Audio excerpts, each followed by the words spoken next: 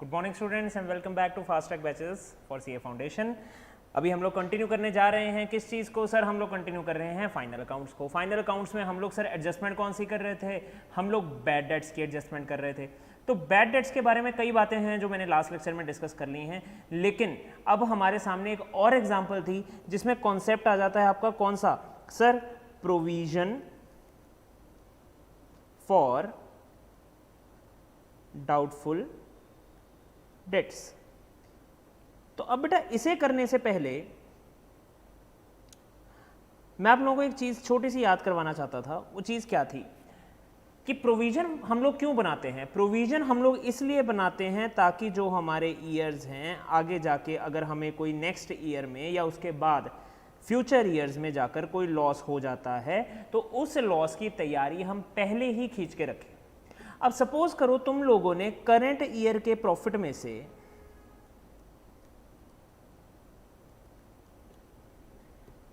एक हिस्सा निकाल के अलग रख दिया, जिसे मैं प्रोविजन बोल सकता हूं। रिजर्व भी हो सकता है, लेकिन फिलहाल के लिए मैं इसे क्या मान रहा हूं? मैं इसे प्रोविजन मान रहा हूं। तो अगर आप लोगों को एक्चुअल में कोई लॉस हो जाए, एक्चुअल में कोई लॉस हो जाए, सपोज कीजिए ये प्रोविजन आपने बनाई 1000 रुपए की, लॉस हो गया आपको 500 रुपए का। अब ये बात है 2018 की और ये बात मैं कर रहा हूं लॉस जो एक्चुअल में हुआ 2019 की। तो आप क्या करेंगे? आप 2019 वाले प्रॉफिट एंड लॉस अकाउंट के पास जाके बोलोगे कि सर हमारा तो लॉस हो गया है, प्लीज इसे बियर करो और अपने प्रॉफिट को रिड्यूस कर दो। वो तैयार भी हो जाएगा बच्चों, लेकिन फिर वहां पे तुम जैसा एक होनहार चार्टर्ड अकाउंटेंट उठेगा और बोलेगा कि सर आपने इसके लिए पहले से तैयारी कर रखी है, और उस तैयारी का नाम है प्रोविजन। क्या कर रखा है? प्रोविजन।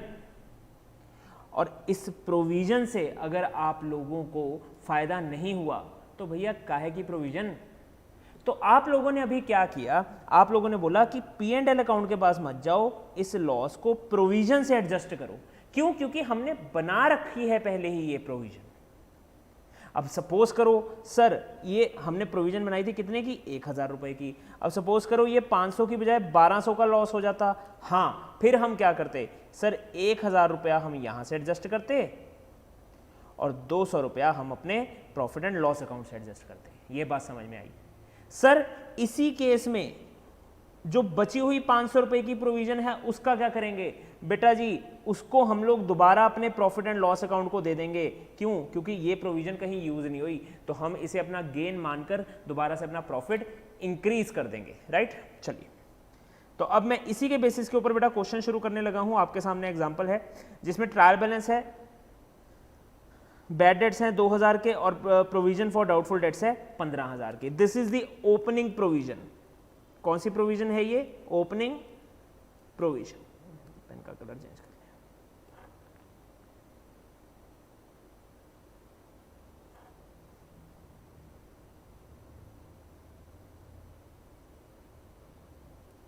चलिए ओपनिंग प्रोविजन। चलिए अब Show these items will appear in the final accounts in each of the following alternative cases.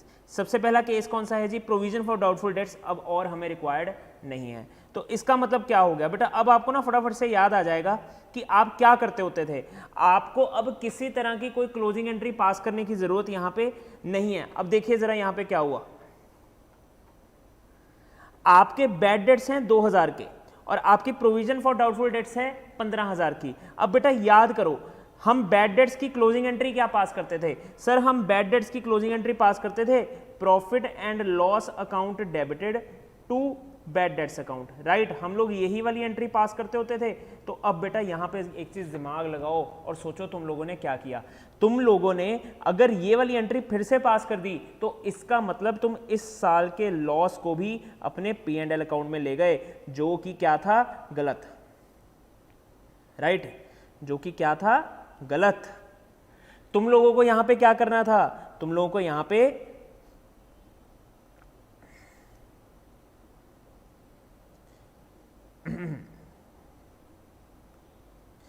इसकी जगह पे क्या करना था सर, हमने ऑलरेडी एक प्रोविजन अकाउंट बना रखा है, तो मैं यहां पे क्या करूंगा, प्रोविजन फॉर डाउटफुल डेट्स। ये उसी एग्जाम्पल से लिंक करके चलना बच्चों, जिस एग्जाम्पल के बारे में अभी मैं आप लोगों से बात कर रहा था, ठीक है। इस एग्जाम्पल के तहत क्या हुआ, इस एग्जाम्पल के तहत हम लोगों ने already profit and loss account में से पैसा निकाल के बाहर रखा हुआ था। चलिए अब बढ़ते हैं हम लोग आगे। तो मतलब कि यहां पे एंट्री आ गई ये वाली, provision for doubtful debts account debited to bad debts account.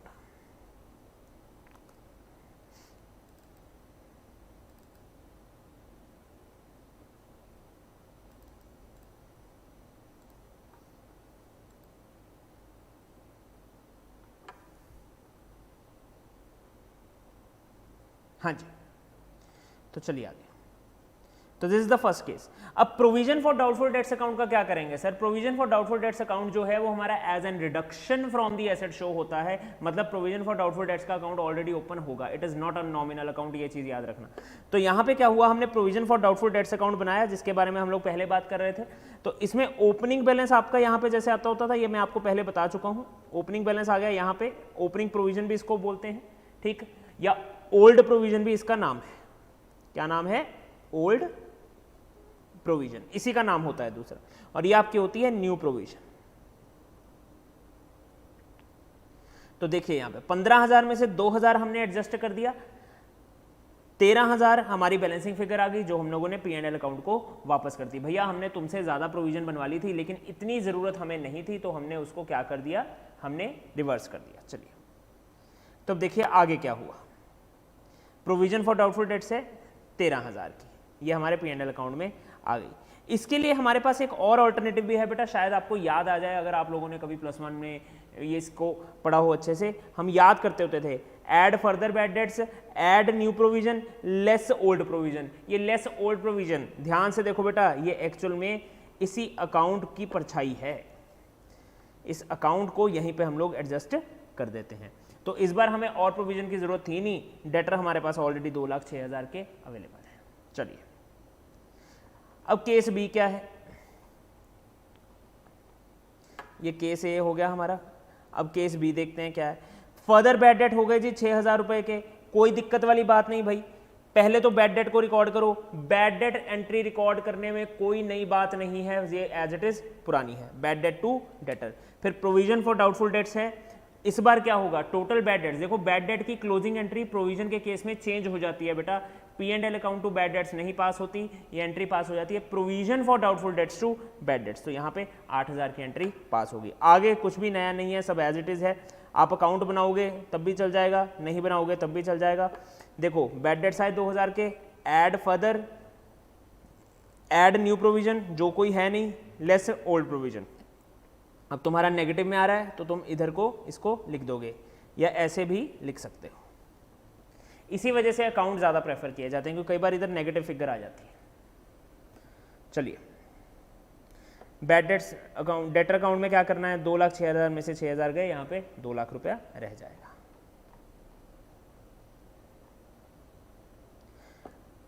अब नेक्स्ट है further bad debts amounted to 14,000, provision is no longer required. अब इस बार क्या हो गया, देखो बेटा इस केस को जरा स्टार मार्क कर लेना। इस केस में क्या हो गया, फर्दर बैड डेट्स जो है वो 14,000 के हो गए, मतलब के पहले 2,000 के थे,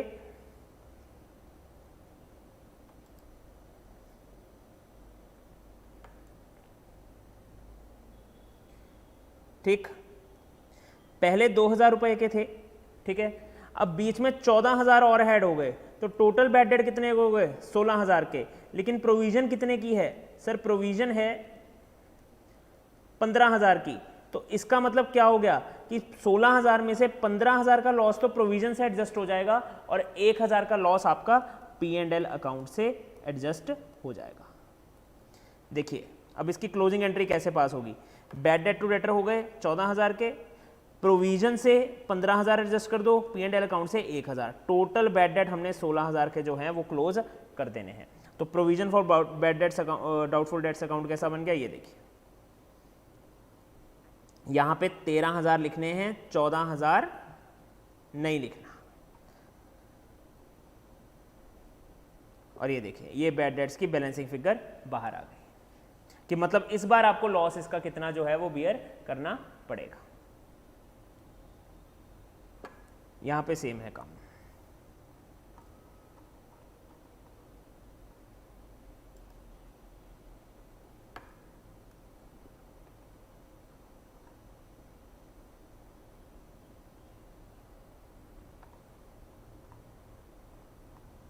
नेक्स्ट केस,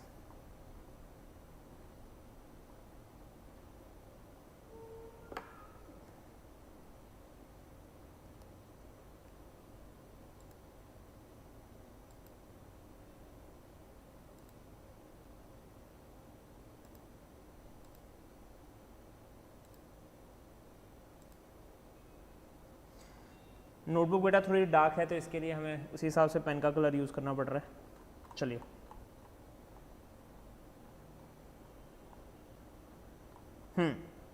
केस सी हो गया, इंक्रीज बैड डेट बाय 6000।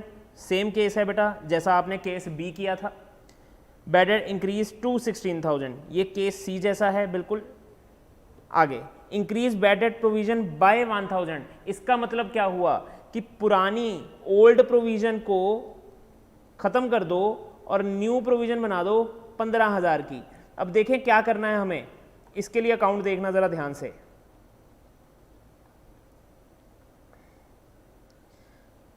पहले तो बैड डेट्स को क्लोज करो क्योंकि असली प्रोविजन की वैल्यू वहीं पे पता लगेगी। अब नई प्रोविजन हमें कितने की बनानी है, देखो जरा बेटा जी, हमने 15000 के बैड डेट्स यहां पे एज एन ओपनिंग प्रोविजन डाल रखा है, राइट। और अब हमें क्लोजिंग प्रोविजन भी क्लियर थी, कितने की है, वो है 16000 की। ये गिवन है आपको क्वेश्चन में, एडजस्टमेंट में गिवन है। अब प्रोविजन हमें कितने की और बनाने की जरूरत है, ये हमें क्यों अपना दिमाग लगाने की जरूरत पड़ रही है। हम लोग सीधा P&L अकाउंट पे छोड़ देते हैं ना। हमने बोला भैया पहले 15000 की प्रोविजन थी, 2000 रुपए एज अ लॉस हमने एडजस्ट कर दिया। अब तक क्या हो रहा था कि हमें किसी भी क्वेश्चन में ये नहीं बोला जा रहा था कि आपको न्यू प्रोविजन बनाने की जरूरत है, तो हम क्या कर रहे थे, हम यहां पे नील कर देते थे और सारा का सारा P&L में बैलेंसिंग फिगर डाल देते थे। लेकिन अब क्वेश्चन ने हमें कुछ और बोल दिया, उन्होंने बोला कि तुम्हें प्रोविजन और बनाने की जरूरत है 16000। तो अब बच्चे क्या यहाँ पे सोच रहे होंगे, सर 15000 तो पहले थी, 1000 और बना देंगे तो 16000 से जो है हमारी प्रोविजन क्रिएट हो जाएगी। लेकिन आपको एक बात यहाँ पे गौर से समझनी पड़ेगी कि आपको बैड डेट्स हमेशा प्रोविजन फॉर डाउटफुल डेट्स में ही क्लोज करने हैं up to the amount remaining in provision for doubtful debts account. तो यहाँ पे समझिए जरा, ये 2000 रुपये पड़ा है, ठीक है जी, ये 2000 रुपये आपका एडजस्ट हो गया यहाँ पे। तो अभी आपके पास कितने की प्रोविजन रहेगी, सर 13000 की। बनानी कितने की है, सर 16000 की। तो ये आपकी बैलेंसिंग फिगर निकलकर सामने आ गई। सर इतना दिमाग क्यों लगाने की जरूरत है, बिल्कुल लगाने की जरूरत नहीं है बेटा। सिंपल अकाउंट में फॉर्मूला फिट करो, आपके सामने आपकी फिगर्स अवेलेबल हो जाएंगी। यहाँ पे भी यही चीज है, ठीक। अगर आप ऑल्टरनेटिव 1 फॉलो करते हो तो सीधा ये एंट्री पास करना, अगर ऑल्टरनेटिव 2 फॉलो करते हो तो ये वाली एंट्री पास करना। चलिए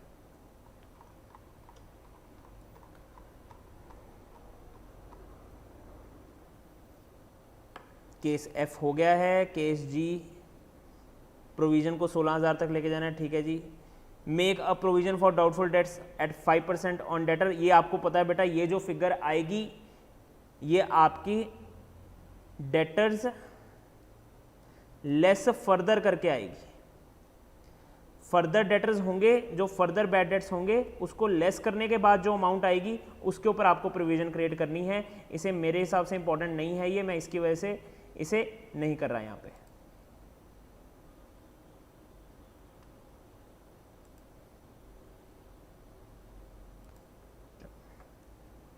ठीक है जी, ये खुद करना। उसके बाद आगे आ जाओ। फर्दर बैड डेट्स हुए 6000 के, मेंटेन प्रोविजन करनी है। ये देखो बस मैंने इसी पॉइंट को समझाना था आप लोगों को कि बैड डेट्स जो हैं वो आपके जो आपने प्रोविजन क्रिएट करनी है वो फर्दर बैड डेट्स को लेस करने के बाद क्रिएट करनी है, और इसमें कुछ भी नहीं है, कोई नई एंट्री आपके पास नहीं है। फर्दर बैड डेट्स हो गए 6000 के, मेंटेन प्रोविजन है 2% की। सिर्फ क्या हुआ, रेट चेंज हुआ है, इससे कोई क्वेश्चन में बदलाव नहीं आएगा, तो आप ऐसे भी कर सकते हो। उसका bad debts increase to 6000, bad debts provision to be is to be increased by 6000, मतलब पहले प्रोविजन थी 15000, ठीक, अब आपको जो क्लोजिंग प्रोविजन है वो 6000 और ऐड करनी है। जो क्लोजिंग प्रोविजन है बेटा वो आपकी आ गई 21000 की, ठीक, और उसके अलावा जो आपके बैड डेट्स हैं वो है 6000 के इंक्रीज टू 6000, मतलब पहले 2000 के बैड डेट थे, अब 6000 के और हो गए हैं, सॉरी 4000 के और हो गए, तो मतलब 6000 के आपके करंट बैड डेट्स, मतलब आपके फर्दर बैड डेट्स आ गए 4000, ठीक, और प्रोविजन जो आपकी ये है आपकी प्रोविजन अकाउंट का बैलेंस कैरिड डाउन। इसके लिए अगर मैं फटाफट अकाउंट बनाना भी चाहूं तो बना सकता हूं, provision for doubtful debts account. अब ब्रॉड डाउन आपके पास कितना था, 15000 का, ठीक, बैलेंस कैरिड डाउन आपको क्वेश्चन ने कितने का दिया, 21000 का, ठीक। अब बैड डेट्स जो आपके टोटल हैं यहां पे 2000 पहले और फर्दर 4000। अब देखें पी एंड एल अकाउंट में कितनी फिगर जा रही है,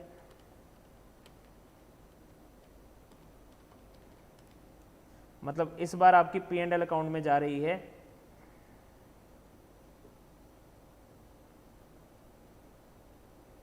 12। ठीक, ये केस आपका यहीं पे फिनिश।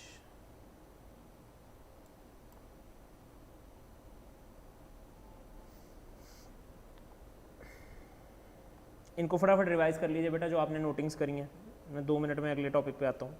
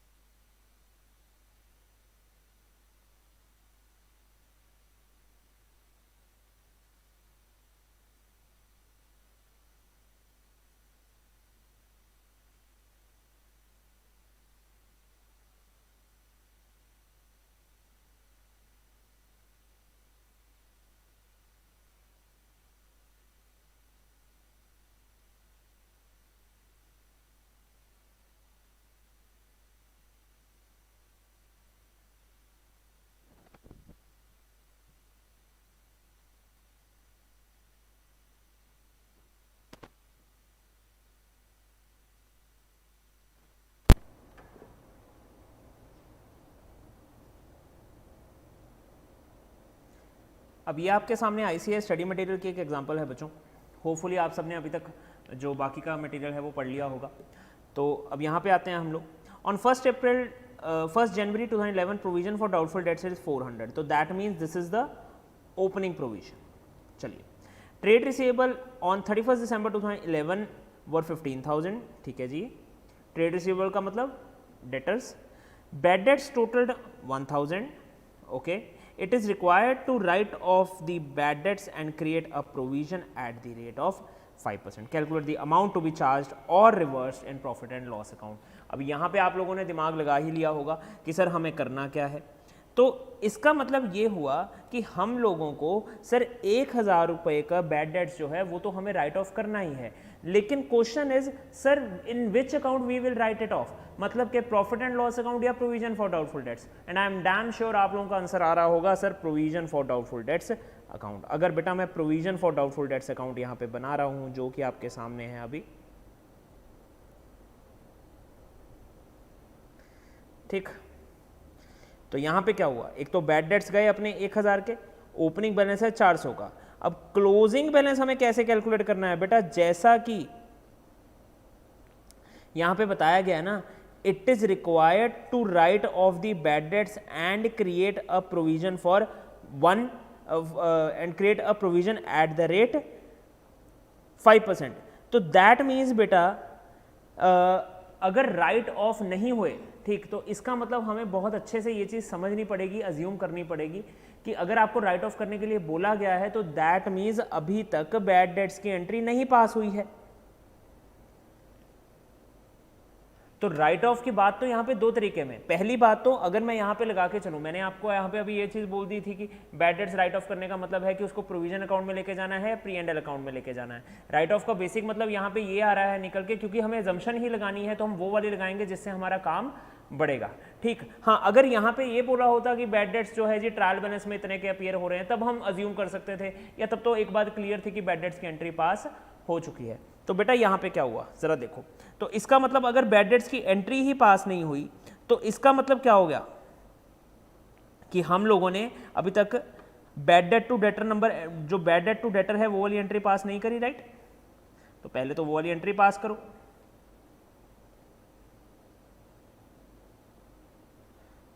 तो अब हम लोगों को बैड डेट्स जो हैं वो पहले किसमें लेस करने पड़ेंगे, डेटर में लेस करने पड़ेंगे, तभी जो है वो नई वाली प्रोविजन क्रिएट होगी। It is sort of further bad dates बेटा, क्योंकि हमारे पास कोई पुराने बैड डेट्स नहीं है। तो जब आप लोगों को प्रोविजन बनानी है, ट्रेड रिसीवेबल कितने के हैं, 15,000 के हैं सर। 15,000 में सबसे पहले तो एडजस्ट कर दो अपने बैड डेट्स 1,000, और इस 14,000 के ऊपर 5% की प्रोविजन बना दो, जो हमारे सामने फिगर आ रही है 700 रुपये, ठीक, ये आपके सामने है। तो बैलेंसिंग फिगर जो है वो 1,300 यहाँ पे चलेगी। ये आपके स्टडी मटेरियल का क्वेश्चन है बेटा आईसीआई का, इसको अच्छे से पढ़ लेना। आंसर ऐसे करके आना है, नीचे जरूर लिख के आना मेन। अब नेक्स्ट है जी provision for discount on debtors. Provision for discount on debtors और प्रोविजन फॉर बैड डेट्स, इन दोनों का ट्रीटमेंट सेम है, फर्क सिर्फ है ऑर्डर का। जैसे कि अभी तक आप क्या करते आए हैं सर, डेटर्स, ये मैं बैलेंस शीट की बात कर रहा हूं बच्चों,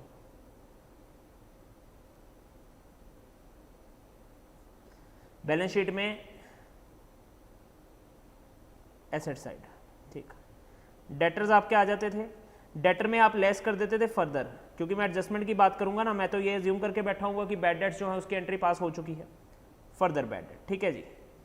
तो ये जो फिगर आ गई, इस फिगर के ऊपर इसको मैं ए मान लेता हूँ, तो इस फिगर के ऊपर क्या कैलकुलेट हो जाएगी आपकी प्रोविजन न्यू, ठीक है जी।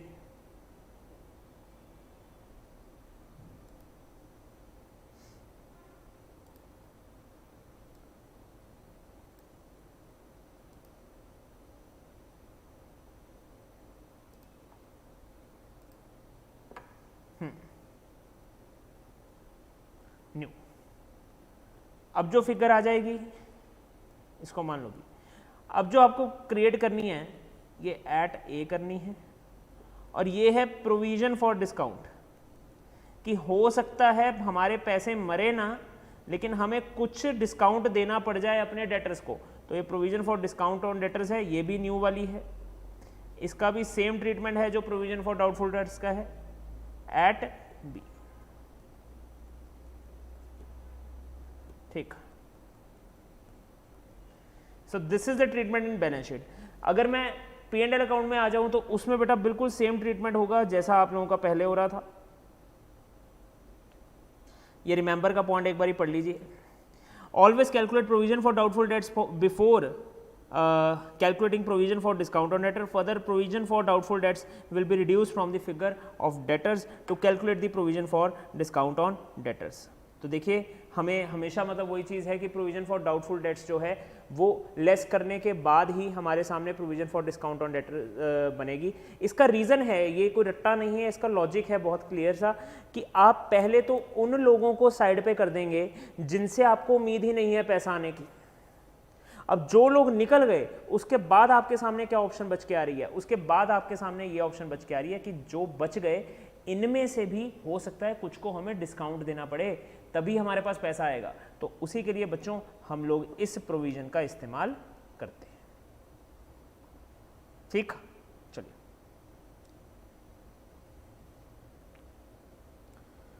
तो देखिए ये जैसे बना रखा है यहाँ पे, इसको मैं थोड़ा सा जूम इन कर दूं।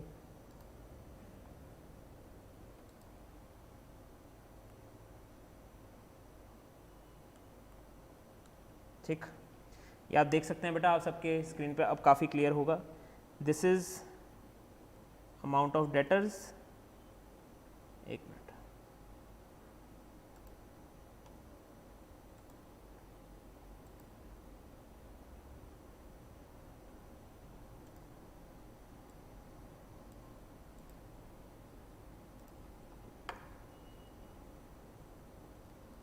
सो दिस इज डेटर्स। ठीक, और ये है आपका फर्दर बैड डेट्स और this is further discount. Sir ये नहीं आपने पहले बताया, ये इसलिए पहले नहीं बताया बेटा क्योंकि पहले आया नहीं मेरे सामने। अब सुन लो, जो चीज़ें एक्चुअल में हो चुकी हैं उनकी प्रोविजंस नहीं बनती। जो मान ही चुका है कि भैया मैं इंस्टॉलमेंट हो गया, उसके ऊपर क्या प्रोविजन बनेगी? नहीं बनेगी। जो मान ही चुका है कि सर आपको डिस्काउंट देना ही पड़ेगा, आपने डिस्काउंट दे दिया, क्या उसके ऊपर प्रोविजन बनेगी? नहीं। तो पहले तो जो हो चुका है, जो हो चुका है उसे लेस कर दो, फिर जो हो सकता है उसे लेस करो। हो सकता है मतलब प्रोविजन, हो चुका है मतलब फर्दर बैड डेट हो गए चाहे डिस्काउंट हो गए। डिस्काउंट अलाउड टू डेटर की एंट्री क्या होती है? Sir discount allowed to debtor की एंट्री होती है डिस्काउंट अकाउंट डेबिटेड या discount on debtor account debited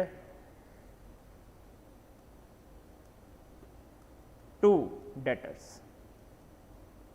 same treatment है बेटा बैड डेट्स वाला और प्रोविजन वाला, बिल्कुल सेम। एसेट कम हो गया, एक्सपेंस बढ़ गया। चलिए अब नेक्स्ट, फिर हम लोगों ने पहले प्रोविजन फॉर, ये बेटा इन्होंने उल्टा लिखा हुआ है, पहले प्रोविजन फॉर बैड डेट्स आएगी फिर प्रोविजन फॉर डिस्काउंट आएगी। ठीक, हो सकता है फिगर में कोई प्रॉब्लम हो या लिखने में गलती हो गई हो, लेकिन यहाँ पे ऐसी गलती नहीं हो सकती। चलिए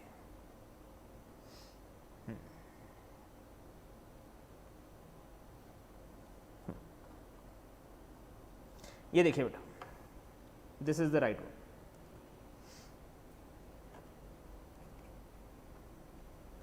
नेक्स्ट,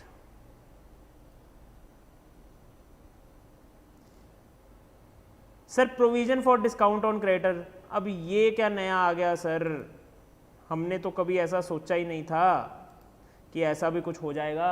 ओ बेटा ऐसा यूजुअली नहीं होता, या मैं एक बात बताऊं, क्वेश्चंस में सब पॉसिबल है,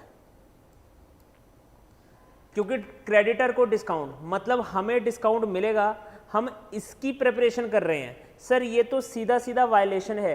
किस चीज़ की वायलेशन है? सर ये वायलेशन है कंजर्वेटिज्म प्रिंसिपल की, क्योंकि कंजर्वेटिज्म प्रिंसिपल हमें बोलता है prepare for all the prospective losses but not for prospective gains, क्योंकि गेन फायदा है, अगर हो भी गया कोई दिक्कत वाली बात नहीं, लेकिन प्रोस्पेक्टिव लॉसेस इसका क्या करना है सर, इसमें थोड़ी सी प्रॉब्लम है।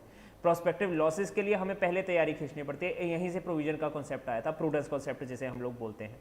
तो अब यहाँ पे नो डाउट एक वायलेशन जरूर है, लेकिन अगर क्वेश्चन ने बोल दिया तो आपके पास वहां बहस करने का कोई मोटिव नहीं होगा, ना ही आप कर सकते हैं, ना ही सुनी जाएगी, तो बेटर है सॉल्व करो।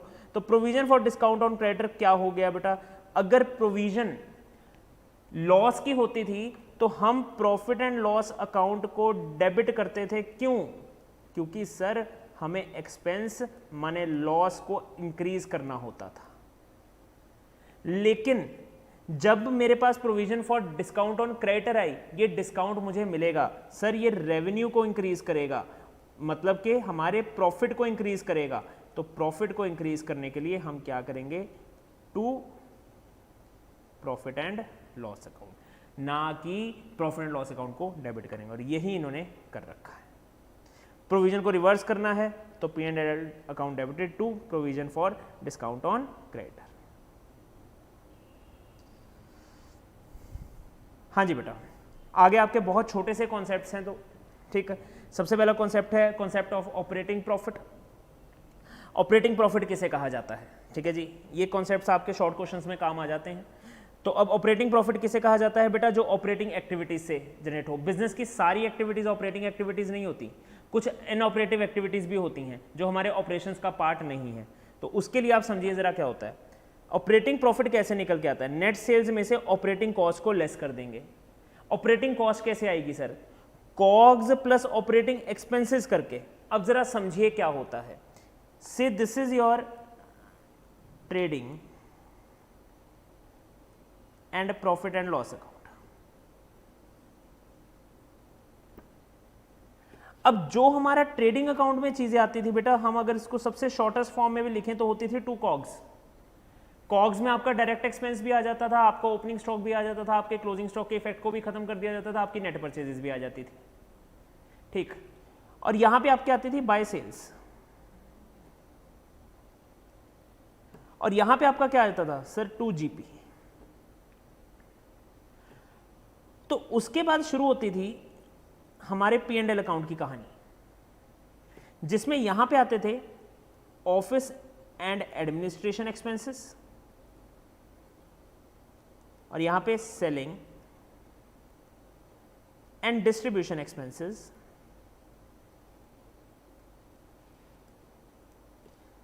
इसके अलावा हमारे पास होते थे टू नॉन ऑपरेटिंग एक्सपेंसेस। इनके एग्जांपल आपको बता देंगे। यहां पे क्या क्या आता था, ठीक, यहां पे हमारे सामने क्या होता था बेटा, हमारे सामने आते होते थे बाय नॉन ऑपरेटिंग इनकम, जो ऑपरेशन से नहीं आई, बिजनेस के नॉर्मल कारोबार से नहीं आई, उसे नॉन ऑपरेटिंग इनकम बोलते थे। दिस इज पॉसिबल कि ऑपरेटिंग इनकम भी कोई नॉर्मल ऑपरेटिंग इनकम भी अदर देन अबव हो सकती है, लेकिन वो क्वेश्चन के ऊपर डिपेंड करता है। तो देखो बेटा क्या हुआ, ये वाली चीज, ये वाली चीज और ये वाली चीज, अगर मैं सिर्फ इन दोनों को देखूं तो दीज आर प्लस दीज, ये सारे क्या हैं, मेरी operating expenses, sorry operating cost. अगर मैं सिर्फ इन दोनों को देखूं, बी और सी को देखूं, this is A, this is B and this is C, तो बी और सी है मेरे ऑपरेटिंग एक्सपेंसेस।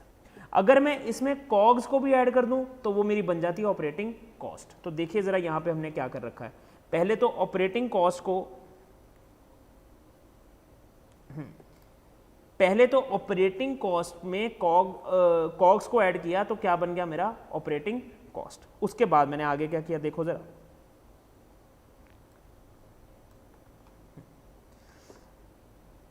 अब कॉग्स का मतलब क्या, ऑपरेटिंग कॉस्ट का मतलब क्या हो गया सर, कॉग्स में office and administration expenses less add कर दो और selling and distribution expenses add कर दो। ये वही खर्चे हैं जो अभी मैं आप लोगों को P&L अकाउंट में दिखा रहा था, ठीक। उसके बाद नेट सेल्स, नेट सेल्स में तो लेस करना ही करना है, तभी प्रॉफिट या लॉस आएगा, क्योंकि अल्टीमेटली हमारा प्रॉफिट सोर्स क्या है, सेल्स, ठीक।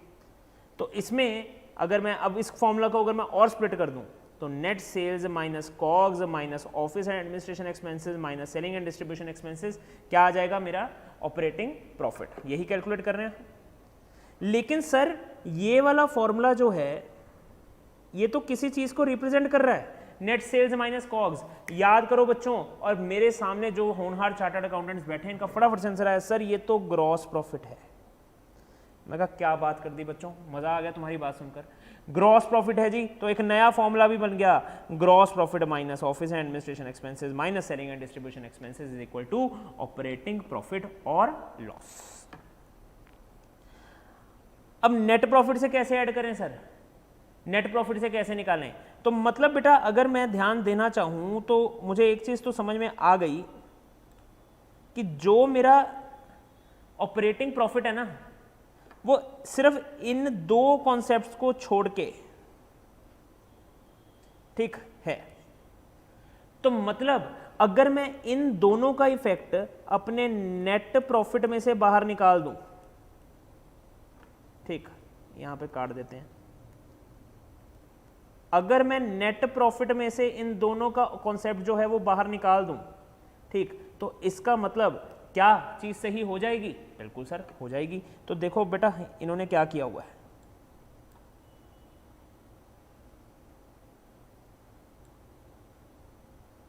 ये देखो, नॉन नेट प्रॉफिट तक पहुंचने के लिए हमारे ऑपरेटिंग प्रॉफिट में से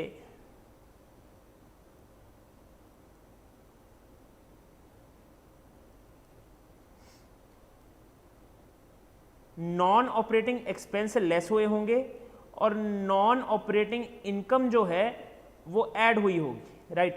तो अगर मुझे वापस जाना है तो मैं क्या करूंगा, मैं नेट प्रॉफिट में ऐड कर दूंगा एक्सपेंसेस, इफेक्ट रिवर्स कर रहा हूं, और लेस कर दूंगा इनकम, दैट्स इट, ठीक। तो आगे क्या है हमारे सामने बेटा, कॉग्स है। मैंने एक चार्ट में ये चीज समझा रखी है, देखिए नेट सेल्स नेट प्रॉफिट, यहीं से कहानी शुरू होती है। नेट सेल्स में से कॉग्स को लेस करोगे जीपी आ जाएगा, जीपी में से ऑपरेटिंग एक्सपेंसेस को लेस करोगे और ऑपरेटिंग इनकम को, अगर कोई और है जो हम मान के चलते हैं नहीं है, ठीक है ना, तो आपके सामने ऑपरेटिंग प्रॉफिट आ जाएगा, ठीक। और इसमें अगर मैं ऐड बैक करूंगा, ऐड करूंगा नॉन ऑपरेटिंग इनकम और लेस कर दूंगा नॉन ऑपरेटिंग एक्सपेंसेस, तो मेरे सामने मेरा नेट प्रॉफिट आ जाएगा। वापस पहुंचना है तो रिवर्स कैलकुलेशन, नेट प्रॉफिट में ऐड कर दो नेट एक्सपेंसेस नॉन ऑपरेटिंग और लेस कर दो non operating income operating profit, इसमें ऑपरेटिंग एक्सपेंसेस लेस कर दो, ऐड कर दो सॉरी, तो आपके पास आ जाएगा ग्रॉस प्रॉफिट। ग्रॉस प्रॉफिट में कॉग्स ऐड कर दो तो आपके सामने क्या आ जाएगा, net sales. Is that clear? Yes sir. चलिए अब ये आपके सामने ऑपरेटिंग एक्सपेंसेस के एग्जांपल है बेटा, ऑफिस एंड एडमिनिस्ट्रेशन के, जैसे रेंट सैलरी वगैरह हो गई, सेलिंग एंड डिस्ट्रीब्यूशन की, एडवर्टीजमेंट वगैरह हो गई। नॉन ऑपरेटिंग एक्सपेंसेस जो बिजनेस के नॉर्मल कारगुजारी का काम नहीं है, लॉस बाय फायर हो गया, लॉस ऑन सेल हो गया, चैरिटी वगैरह हो गई, डोनेशन, कोई भी बिजनेस बेटा डोनेशन रेगुलर बेसिस पे अगर करता भी है तो वो उसका ऑपरेटिंग खर्चा नहीं है, डोनेशन करना उसका काम नहीं है।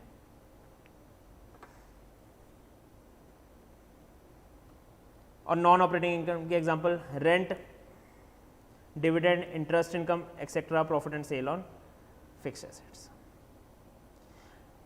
नेक्स्ट कॉन्सेप्ट है हमारे सामने ग्रुपिंग एंड मार्शलिंग का। ग्रुपिंग किसे बोलते हैं बेटा, एक सिमिलर टाइप ऑफ आइटम्स को एक पर्टिकुलर हेड में डाल देना, उसे ग्रुपिंग बोला जाता है। मार्शलिंग होता है कि आइटम्स को जब आप एक पर्टिकुलर ऑर्डर में डाल देते हैं, order of items is marshalling and particularly एक पर्टिकुलर ग्रुप में डालना इज ग्रुपिंग। जैसे फिक्स एसेट में लॉन्ग टर्म एसेट्स आ जाती हैं, जैसे building, machinery, plant and machinery या फर्नीचर एंड ऑल करके, ठीक। मार्शलिंग क्या होता है, ऑर्डर मतलब सीक्वेंस, ठीक। तो बैलेंस शीट में दो तरीके की आपकी मार्शलिंग की जाती है, एक तो लिक्विडिटी मेथड। लिक्विडिटी मेथड में सबसे लिक्विड जो एसेट है, मोस्ट लिक्विड एसेट जो है वो सबसे पहले आएगा, मतलब कि कैश। लेकिन जो हमारा दूसरा मेथड है, ठीक है ना, और जो लाइबिलिटीज है सॉरी इसमें, वो एज पर shown in the urgency of payment, जो सबसे पहले लाइबिलिटी पे करनी है वो सबसे ऊपर आएगी। लेकिन जब हम परमानेंस मेथड, जो मोस्ट कॉमन मेथड हम लोग फॉलो करते हैं ऑर्डर ऑफ परमानेंस में, इसमें लीस्ट लिक्विड एसेट सबसे ऊपर आती हैं। क्यों? क्योंकि आपने देखा होगा कि एसेट मतलब फिक्स्ड एसेट सबसे ऊपर आती है और कैश जो है हमारा एंड में आता है। और लीस्ट अर्जेंट पेमेंट सबसे ऊपर आती है, इसी वजह से कैपिटल सबसे एंड में पे होती है, इसी वजह से सबसे पहले आती है। तो हम लोग कौन सा मेथड फॉलो करते हैं सर? Permanence method.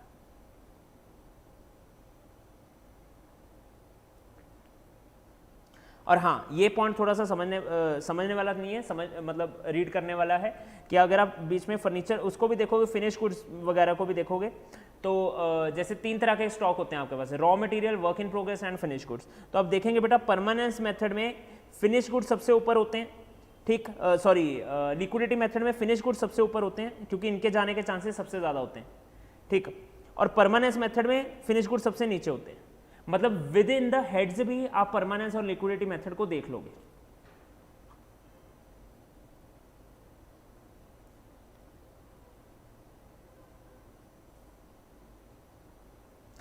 इसके बाद अगला है हमारे सामने कॉन्सेप्ट ऑफ मैन्युफैक्चरिंग अकाउंट, ठीक है। मैन्युफैक्चरिंग अकाउंट का कॉन्सेप्ट क्या है बेटा? इसको देख के घबराना मत, ये बिल्कुल सिंपल सी चीज है। बस क्या किया कि हमने ट्रेडिंग अकाउंट से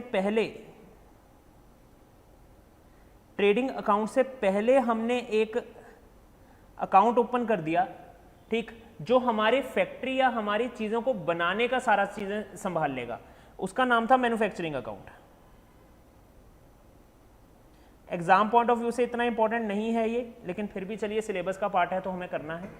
तो मैन्युफैक्चरिंग अकाउंट क्या होता है? ये हमें सिर्फ निकालने का, अब जैसे ट्रेडिंग अकाउंट निकलता है सर कॉग्स बनाने के लिए, cost of goods sold, trading cost कितनी लगी, कितना परचेज वैल्यू हमें पड़ी, ये हमें बनाना पड़ता है किसके लिए? इस कॉन्सेप्ट के लिए, total cost of goods manufactured during the accounting year. तो अब ये कैसे होगा? ये अकाउंट क्लोज कैसे होता है सर? जैसे ट्रेडिंग अकाउंट का ग्रॉस प्रॉफिट या ग्रॉस लॉस निकलता है, वो ट्रांसफर हो जाता है कहाँ पे? आगे हमारे प्रॉफिट एंड लॉस अकाउंट में।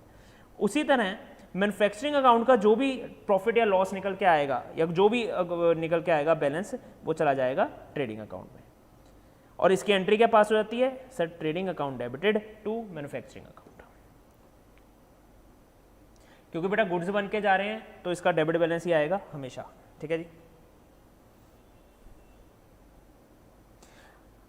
मैन्युफैक्चरिंग अकाउंट में सिर्फ एक सेल आती है जो यूजुअली हम लोग देखते हैं, वो है स्क्रैप सेल, ठीक। अगर कोई स्क्रैप बेचा है उसको ट्रेडिंग में मत डालना, क्योंकि स्क्रैप जो है वो मैन्युफैक्चरिंग एंटिटीज का काम है, तो स्क्रैप सेल वहीं पे जाएगी।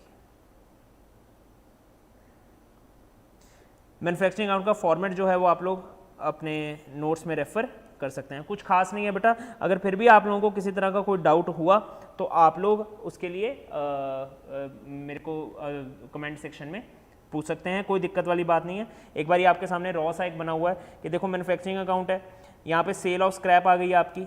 ओपनिंग स्टॉक किस किस का होगा? रॉ मटेरियल का हो सकता है, वर्क इन प्रोग्रेस का। क्यों? क्योंकि फिनिश गुड्स अगर बन गए तो ये फैक्ट्री से निकल के दुकान में चले जाएंगे, और मैन्युफैक्चरिंग अकाउंट रिप्रेजेंट करता है किसको? फैक्ट्री को। और जो हमारा ट्रेडिंग अकाउंट है वो रिप्रेजेंट करता है किसको? दुकान को, राइट। तो यही यहाँ पे कॉन्सेप्ट जो है वो होगा। वेजेस जो है फैक्ट्री रिलेटेड एक्सपेंसेस हैं। परचेजेस जो है, अगर मैं मान के चलूँ रॉ मटेरियल का है, या आप क्वेश्चन के बहुत इजी क्वेश्चन है, आप उसको रेफर करेंगे तो देख लेंगे, ठीक है ना। सैलरी अगर रिलेटेड टू फैक्ट्री है तो यहाँ जाएगी। कैरियज इनवर्ड रॉ मटेरियल का है तो यहीं पे आएगा। इंश्योरेंस अगर फैक्ट्री रिलेटेड है तो यहाँ पे आएगी। मैन्युफैक्चरिंग रिलेटेड जितना भी खर्चा है। क्लोजिंग स्टॉक आपके सामने होगा किस किस का? सर रॉ मटेरियल का हो सकता है, वर्क इन प्रोग्रेस का हो सकता है। जो आपका बैलेंस बच गया ये सारा का सारा चला जाएगा कहाँ? आपका ट्रेडिंग अकाउंट में। और ट्रेडिंग अकाउंट की शुरुआत होगी इसके अपने फिनिश गुड के ओपनिंग स्टॉक से। मतलब फिनिश गुड का सारा डाटा ट्रेडिंग अकाउंट में दुकान में पड़ा होगा, और जो मैन्युफैक्चरिंग अकाउंट में है वो raw material and work in progress वगैरह होगा, ठीक। तो बाकी मैन्युफैक्चरिंग अकाउंट से आपका जो है ये वाला बैलेंस ट्रांसफर होकर चला गया कहाँ? आपके ट्रेड। That's it. इसमें और कुछ भी नहीं है। तो बेटा अब आप लोगों को जो है वो क्वेश्चंस के बारे में बता दूं। एक दो लॉन्ग क्वेश्चंस हैं जो आप लोगों को प्रोवाइड हो जाएंगे, जो लेक्चर्स इसके बारे में पहले लगे हुए हैं, ठीक। तो मिलते हैं हम लोग नेक्स्ट चैप्टर के लिए जल्दी। तब तक के लिए stay safe and stay home. बच्चों पढ़ाई करते रहिए। Thank you so much.